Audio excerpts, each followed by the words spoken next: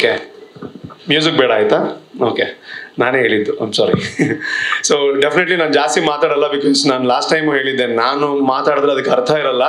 So ನಾವು ಮಾಡೋ ಕೆಲಸ ಯಾವತ್ತೂ ಮಾತಾಡಬೇಕು ಅಂತ. ನಾನು ಏನು ಮಾತಾಡ್ತೀನಿ ಅಂದರೆ, ಈ ಕಾನ್ಸೆಪ್ಟ್ ಏನಕ್ಕೆ ಮಾಡಿದ್ವಿ ಅಂತ ಅದ್ರ ಬಗ್ಗೆ ಒಂದು ಸ್ವಲ್ಪ ಹೇಳೋದಕ್ಕೆ ಇಷ್ಟಪಡ್ತೀನಿ. ಅದೇ, ನೀವು ಮಾತಾಡೋಕ್ ಮುಂಚೆ ನಮ್ದು ಒಂದು ಕ್ವಶನ್.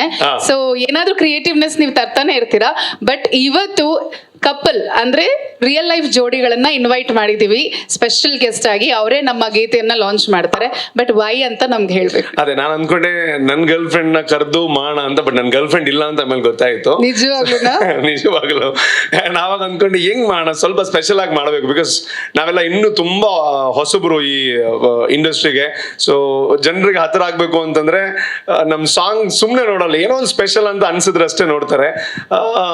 ಲವ್, ನಮ್ ಸಾಂಗ್ ಬೇರೆ ಲವ್ ಸಾಂಗು. ಸೊ ಹಾಗಾಗಿ ಏನ್ ಮಾಡೋಣ ಅಂತ ಅಂದಾಗ ನನಗೊಂದು ಥಾಟ್ ಬಂತು. ಸೊ ರಿಯಲ್ ಲೈಫಲ್ಲಿ ಯಾರೆಲ್ಲ ಲವ್ ಕನೆಕ್ಟೆಡ್ ಇದ್ದಾರೆ, ನನ್ಗೆ ಯಾರು ತುಂಬಾ ಅಟ್ರಾಕ್ಟ್ ಆಗಿದ್ದಾರೆ, ಅವ್ರನ್ನ ಕರೆದು ಲಾಂಚ್ ಮಾಡ್ಸೋಣ ಅಂತ. ಸೊ ಅದರಲ್ಲಿ ಟಾಪ್ 5 ನನಗೆ ನನ್ನ ತಲೆಗೆ ಬಂದಿರೋಂಥವ್ರನ್ನ ನಾನು ಕರೆದಿರೋದು. ಮೊದಲನೇದಾಗಿ ಗುರುಕಿರಣ್ ಸರ್. ಏನಕ್ಕೆ ಅವರು ಅಂಡ್ ಅವ್ರ ವೈಫ್ ಪಲ್ಲವಿ ಅವ್ರನ್ನ ಕರೆದಿದ್ದು ಅಂತಂದ್ರೆ, ಕೇಳ್ಬೋದು, ಎಲ್ರು ಹೇಳ್ಬೋದು, ಅವ್ರು ಲವ್ ಮಾಡಿ ಅಲ್ಲ ಅಲ್ವಾ, ಅವ್ರ ಅರೇಂಜ್ ಆಗಿ ತಾನೇ ಮದ್ವೆ ಆಗಿರೋದು. ಅರೇಂಜ್ ಆದ್ಮೇಲೆ ಲವ್ ಆಗಿದೆ. ನನಗೆ ಅವ್ರನ್ನ ತುಂಬಾ ಪರ್ಸನಲಿ ಗೊತ್ತು. ನನಗೆ ಎಲ್ಲಾ ಸಿನಿಮಾಗೆ ಗುರುಕಿರಣ್ ಸರ್ ತುಂಬಾ ದೊಡ್ಡ ಸಪೋರ್ಟರು. ಬಟ್ ಮದುವೆ ಅಂದ್ರೆ ಅರೇಂಜ್ ಮ್ಯಾರೇಜ್ ಆದ್ಮೇಲೆ ಈ ರೇಂಜಿಗೆ ಲವ್ ಮಾಡಿರೋರ್ನ ನೋಡಿಲ್ಲ ನಾನು. ಸೊ ಹಾಗಾಗಿ ನಾನು ಅಂದ್ಕೊಂಡೆ ಇದನ್ನು ಲವ್ ಮ್ಯಾರೇಜ್ ಕೋಟಾದಲ್ಲಿ ನಾವು ಆಡ್ ಮಾಡಬಹುದು ಅಂತ ಗುರುಕಿರಣ್ ಸರ್ನ ಕೇಳಿದೆ. ಅಂಡ್ ಅವರು ಪಾಪ ಮಂಗಳೂರಲ್ಲಿ ಇದ್ರು. ನನ್ನೊಂದು ಕಾಲ್ಗೆ ನಾನು ಬರ್ತೀನಿ ನಿಮಗೆ ಸಪೋರ್ಟ್ ಮಾಡೋದಕ್ಕೆ ಅಂತ ಅವರು ಅಂಡ್ ಅವ್ರ ವೈಫು ಇವತ್ತು ಬಂದಿದ್ದಾರೆ. Thank you so much. And ಅದಾದ್ಮೇಲೆ ನಾನು ಹಿಂಗೆ ಥಿಂಕ್ ಮಾಡಿದಾಗ ಇನ್ನೊಂದು ಲವ್ ಯಾರನ್ನ ಹುಡುಕೋದು ಅಂತ ಬಂದಾಗ, ನಮ್ಮ ಹೋಟೆಲ್ ಗ್ಯಾಂಗ್ ಇತ್ತು ಬಿಗ್ ಬಾಸ್ ಅಲ್ಲಿ. ಅಲ್ಲಿ 2 ಸಾಲಿಡ್ ಲವರ್ಸ್ ಇದ್ರು. ಒಂದು ನಮ್ಮ ಆರ್ಯವರ್ಧನ್ ಗುರೂಜಿ ಅವರು. ಅವ್ರ ನಂಬರ್ ಬಗ್ಗೆ ನನಗೆ ಜಾಸ್ತಿ ಗೊತ್ತಿತ್ತು. ಆದ್ರೆ ಅವ್ರು ಈ ರೇಂಜಿಗೆಲ್ಲ ಒಳಗಡೆ ಲವ್ ಇದೆ, ಲವ್ ಸ್ಟೋರಿ ಇದೆ ಅಂತ ತುಂಬಾ ಸಲ ಹೇಳ್ಕೊಂಡಿದ್ರು. ಅಂಡ್ ಹೊರಗೆ ಬಂದಾಗ ಅದು ನಾನು ತುಂಬಾ ಸಲ ಮನೆಗೆಲ್ಲ ಹೋಗ್ತಾ ಇರ್ತೀನಿ. ಅವ್ರ ಲವ್ ಯಾವ ರೀತಿ ಇದು ಅಂತ ನನ್ಗೆ ಗೊತ್ತಾಯ್ತು. ಜಾಸ್ತಿ ಮಾತಾಡಲ್ಲ, ಬಟ್ ತುಂಬಾ ಲವ್ ಇದೆ ಅವ್ರ ಮಧ್ಯೆ.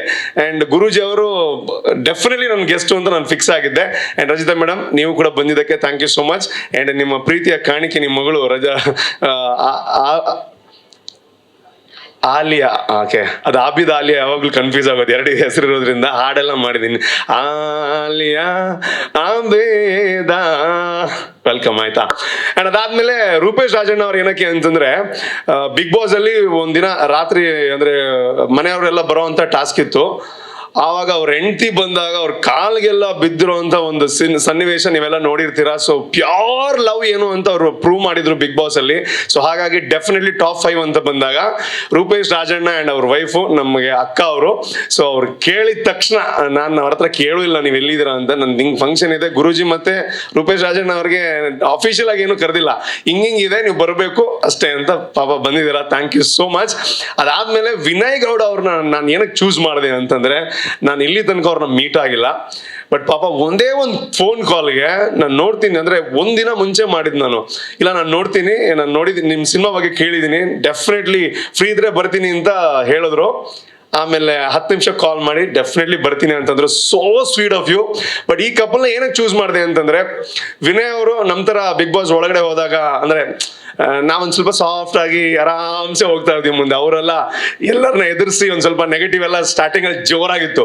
ಆವಾಗ ಅವ್ರ ವೈಫು ಅಕ್ಷತಾ ಮೇಡಮ್ ಅವರು ಅವ್ರ ಪರ ನಿಂತಿರೋ ರೀತಿ ನೋಡಿದ್ರೆ, ಸೋಷಿಯಲ್ ಮೀಡಿಯಾದಲ್ಲಿ ಅವ್ರು ಏನ್ ಗಂಡನ ಬಗ್ಗೆ ಮಾತಾಡಿದ್ದು ಅಂಡ್ ಅವ್ರ ರಿಯಲ್ ಲೈಫ್ ಲವ್ ಸ್ಟೋರಿನ ಕೇಳಿದಾಗ ನನಗೆ ಡೆಫಿನೆಟ್ಲಿ ಅವ್ರಿದ್ರೆ ಈ ವೇದಿಕೆ ಇನ್ನೂ ಚೆನ್ನಾಗುತ್ತೆ ಅಂತ ಅನ್ನಿಸ್ತು.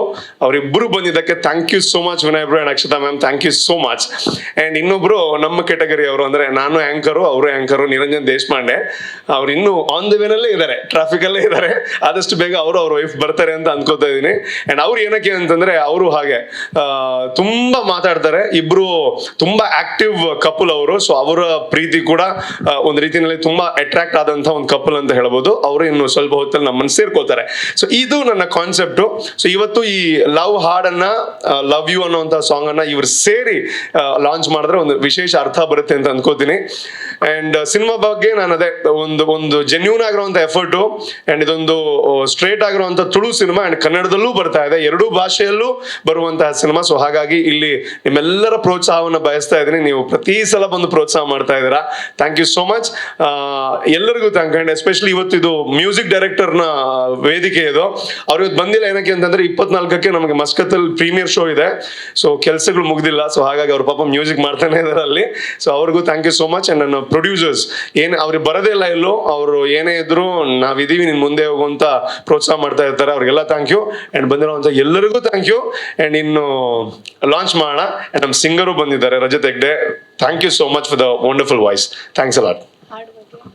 ಸಾಂಗ್ ಬಗ್ಗೆ ಸಾಂಗ್ ನಾನ್ ಅದೇ ಹೇಳಿದೆ, ನಾನು ಹೇಳಿದ್ರೆ ಅವ್ರು ಆಮೇಲೆ ತುಂಬಾ ಜಾಸ್ತಿ ಬಿಲ್ಡಪ್ ಕೊಟ್ಟು ಅಂತ ಆಗ್ಬಾರ್ದು ಅವ್ರಿಗೆ. ಅವ್ರು ನೋಡಿ ಅವ್ರು ಹೇಳ್ಬೇಕು ಬಂದಿರೋರು ಹೆಂಗಿದೆ ಅಂತ. ನನ್ನ ಪ್ರಕಾರ ತುಂಬಾ ಇಷ್ಟ ಆಗುತ್ತೆ ಅಂತ ಅನ್ಕೊಂಡಿದ್ದೀನಿ.